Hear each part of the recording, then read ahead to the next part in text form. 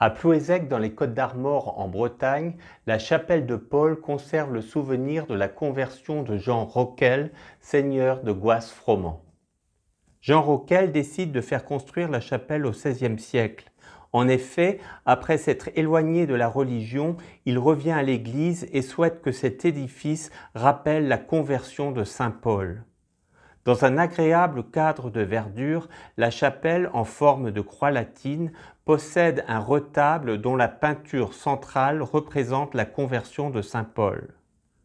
Le saint est représenté sur le chemin qui va de Jérusalem à Damas, où il se rendait pour arrêter les chrétiens, quand soudain une lumière venue du ciel l'enveloppe de sa clarté.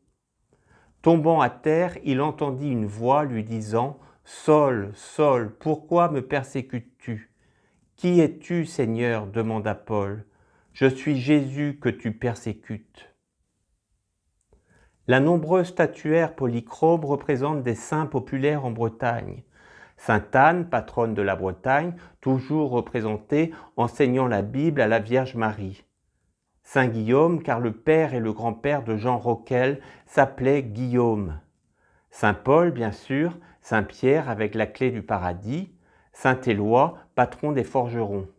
Saint Nicodème est représenté avec la couronne d'épines, un flacon de myrrhe pour embaumer le corps de Jésus et le linceul.